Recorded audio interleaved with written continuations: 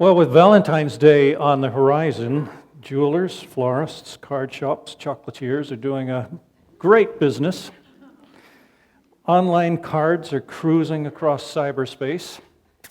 Valentine's Day is a big, big deal, and as we found out with the children that were here this morning, they're quite aware of it. Just 2 days away. I love that one from that girl Carrie. Love is when a girl puts on perfume and a boy puts on cologne, and they go out and smell each other.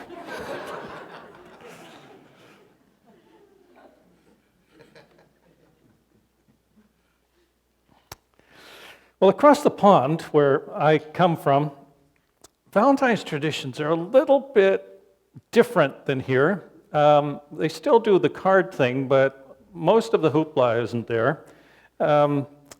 But it's very different in one significant way. People will send cards, they will declare their love for someone else, but it won't be signed. There'll be no name. And an individual, the recipient, is left to try and figure out, well, who did this come from? And it was a great game, particularly in schoolyards filled with adolescents. It was just a wonderful time. Valentine's Day would come, and as soon as you got to school, people would start talking. Did you get one? Did you get one? Did you get a card?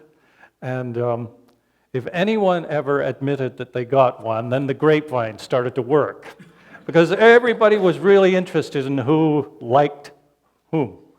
And it just went on and on all day. And eventually, a girl might share with her best friend that she sent a card to so-and-so, and that best friend, being a best friend, would share it with her best friend, and she'd share it with her best friend, and that best friend would have a friend who's a boy, and she'd share it with him, and he'd share it with somebody else, and eventually it would get back to the guy, and it would all be sort of wonderful thing. Everybody would know, and they'd find out, and they would sort of snicker at you and that sort of thing. And it may move forward. These relationships, happen. Sometimes they'd move forward, and there'd be a date.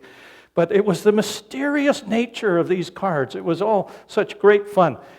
Warm, gushy feelings, they're shared, and sometimes true love. And I even have some friends from back then who started dating when they were 14, 15, and married, and still together, and it was wonderful. Most of us need love, whether it be romantic love or just an emotional connectedness with another human being, a friend. If you've ever taken a first-year psychology course at university, you may recall reading about a study of the behavior patterns of young monkeys, studying love, and particularly studying them under various types of emotional deprivation. And there was this study that had several monkeys, and it took them away from their mother and put them in enclosed spaces by themselves. They were fed well, generally looked after, but deprived of a mother's affection. There were others that were with their mothers, and there was a third group that they took away from their mothers, but put them in this enclosed area by themselves, but with a stuffed toy. And what happened was that the group that stayed with their mothers sort of exhibited after a time normal monkey behavior. The group that were given the stuffed toy used that as a sort of surrogate, like a surrogate mother, and when they needed to, they'd go and snuggle up to the stuffed toy and have a little snooze and that sort of thing. And then the other ones, the group that just were placed in a small room by themselves, they started to have all sorts of what they would call deviant sort of behavior. And so researchers found that young animals, they really need affection and love if they're to grow up in a normal way. And we think that's true of human beings as well. We love to be loved. We thrive on affection. We need our parents. We need our spouses. We need our children, our friends. But one of the unfortunate things in society is that so often love isn't shown, or it's not shown well. I remember a few years ago, the east end of Toronto, there was a child left in a stairwell of an apartment building, just a baby thrown away like an old toy.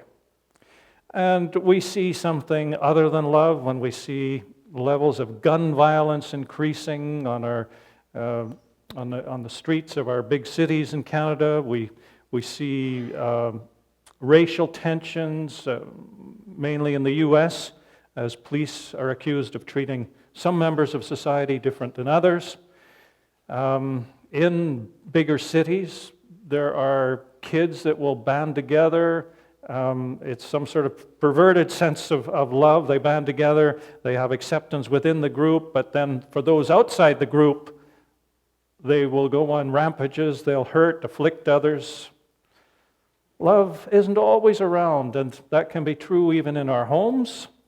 It can be true even in Christian contexts. But these aren't just problems of this age.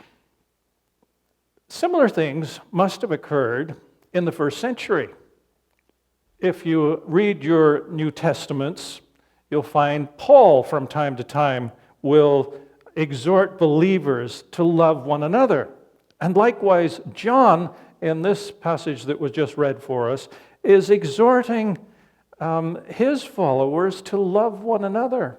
And there must have been something that precipitated John doing that, because in a very short letter of just 5 chapters, he mentions this, loving one another, not once, not twice, but 3 times. He just keeps coming back to it. This is the first one, the one we read today in chapter 2.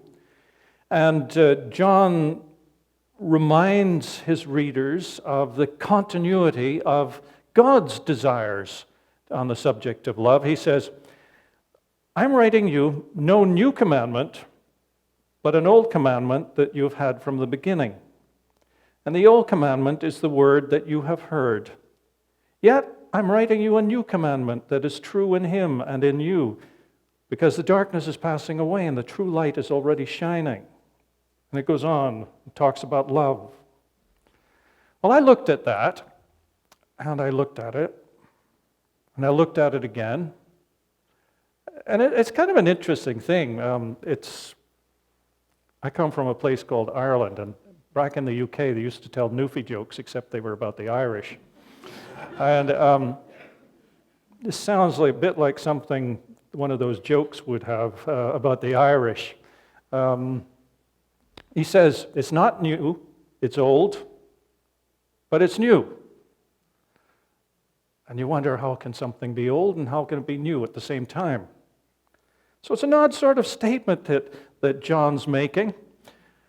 But I think we can get to it, we can get down to what he's talking about by thinking about the old in this way. When he's talking about the old, he's perhaps thinking back to the Torah, the 5 books of Moses. That's Torah sort of narrowly defined. He's thinking back to that. And for generations, those books were revered in the Jewish community and then by the Christians afterwards, and they never wavered in their acceptance of the ancient words as God's revelation. And one of the passages in the books of Moses, in Leviticus chapter 19, Jesus actually quoted it when he was asked about the greatest commandment. And he says, and it goes like this, love your neighbors as yourselves, for I am the Lord. And that was an old command.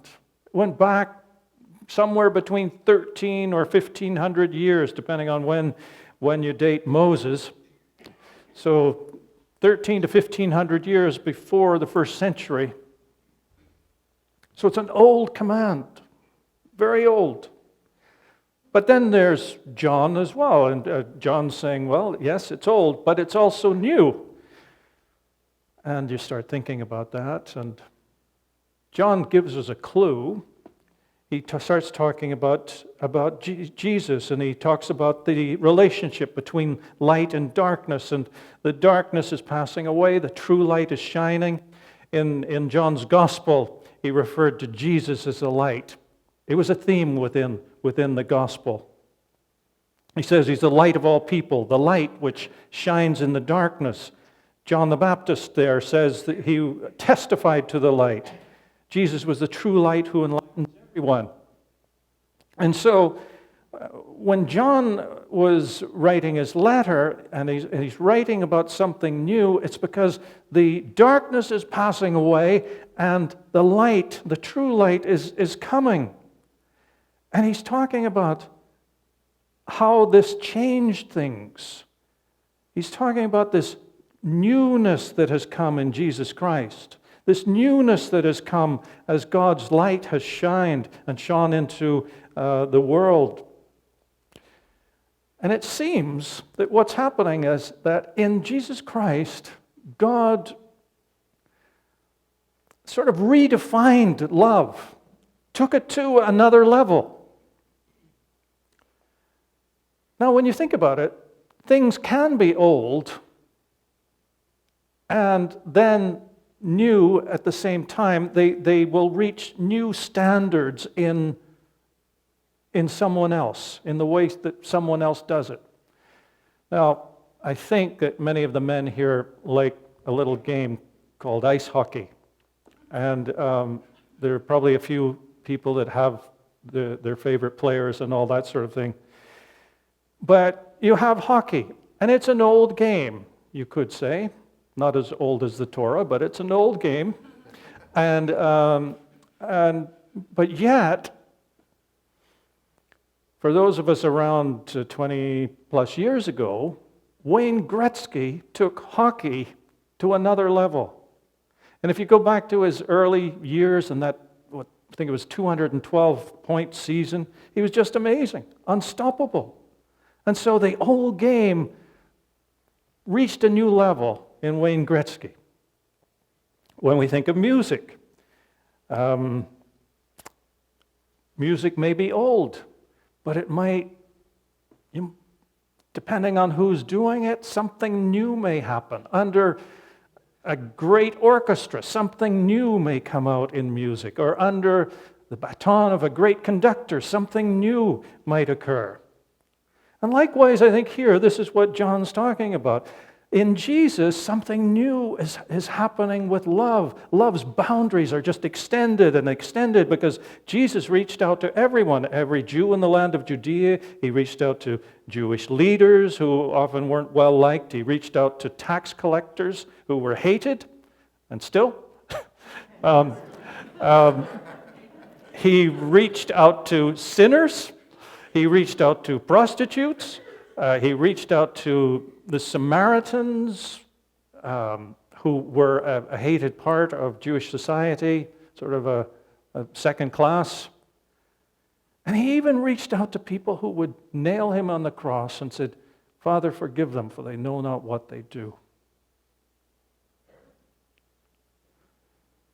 It's a great New Testament scholar in the middle of the 20th century, William Barclay, and he said, "It could well be that people did not really know what love was until they saw it in Jesus."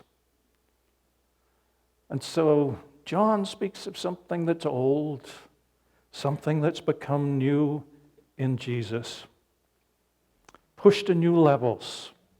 And he tells the people around him, the people who followed Christ, love one another as Jesus has loved you. Our world today, it needs love. We need it in our communities. We need it in our homes. We need it in our churches. And that's where John goes with this. It's to the churches among those who are calling themselves Christians. He said, above all, those of you who have the Spirit of God in you, love one another. I remember I chaired a congregational meeting in a church, must be 20 years ago. And in this meeting, things got rather heated. I'm sure that never has happened in Belleville. And this one was in Ottawa, and things get heated there. Anyway, it's too close to the Parliament, and some of the members of the church sort of fancied themselves a little bit as sort of in the legislature. So they would get annoyed about some of the things, and some of them had grown up together. And they were into their 70s at that point, and they had grown up together. And so, when they were young, they'd fight a little bit in the schoolyard, and sometimes later in life in the churchyard. Again, that wouldn't happen here. But I remember this meeting, and we were debating. We were just about to hire a new youth person to help with youth. And the debate was on whether that person should be listed as youth leader or youth director. Really serious stuff, And some of these people got one guy, you could see the blood rising. Like, his neck went red, and then his face and his head, and it was awful. It was so bad that I decided it must be time for a break. And we had some coffee for a break, so off we went. I know, it's like pouring gasoline, giving them caffeine. But I was chairing this meeting, called for a break, and two of them were going at it in the narthex of the church, drinking coffee, and I called one of them over to talk to me, and he was just so angry. He had this cup of coffee in his hands that was just half full, and he was shaking so much with annoyance that the coffee was spilling out onto the carpet, and I took the cup from him for a moment, and he just livid. Well, life doesn't have to be like that. We're called to love. You may remember a comedian by the name, or may know, he's still around, a comedian by the name of Dave Thomas. He was Doug McKenzie on SCTV's Great White North, eh?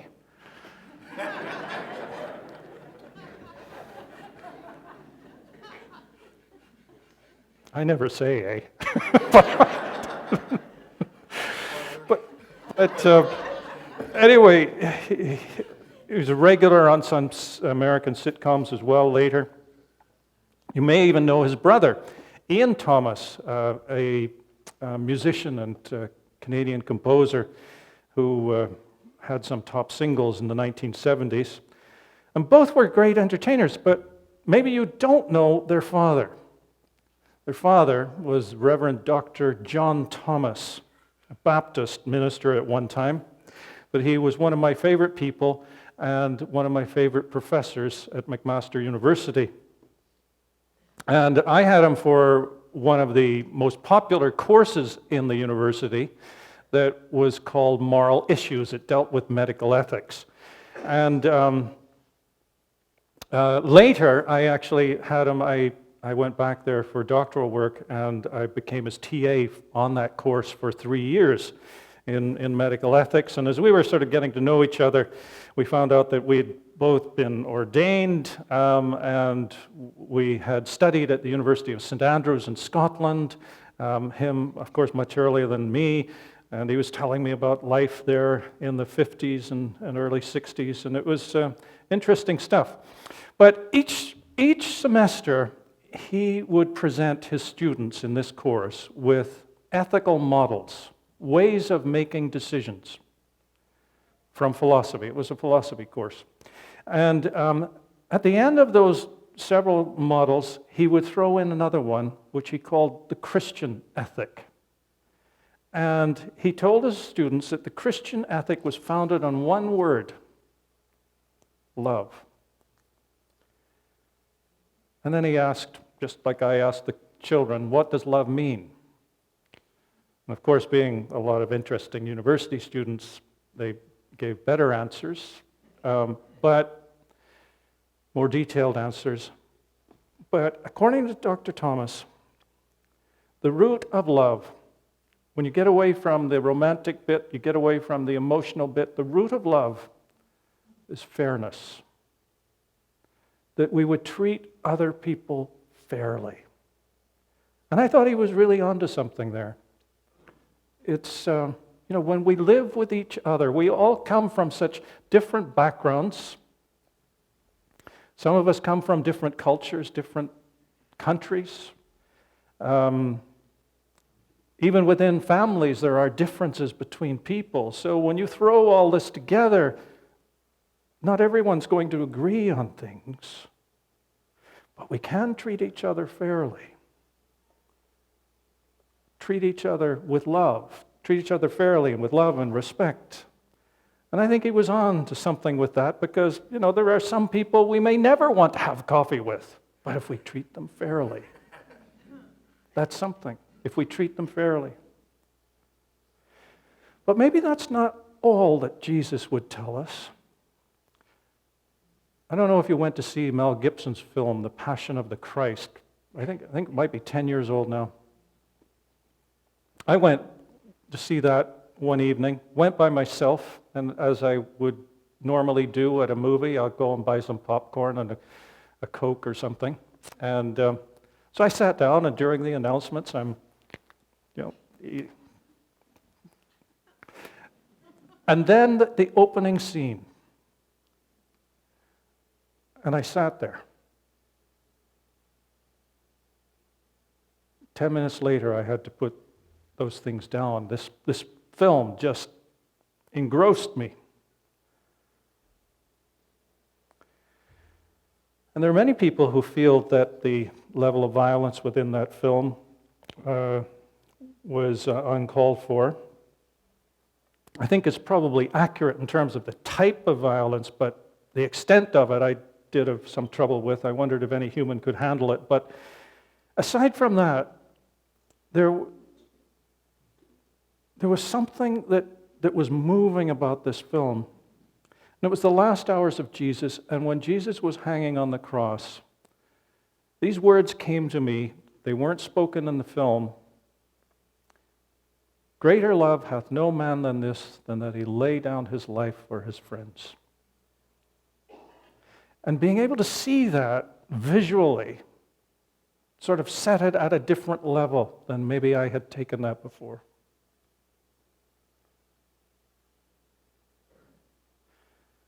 And that's what Jesus is doing with love. He's taking it to a superlative level, a new standard. The true light has come, and we are called to love. We're called to love and treat one another fairly and with respect. But I think Jesus maybe pushes us even farther.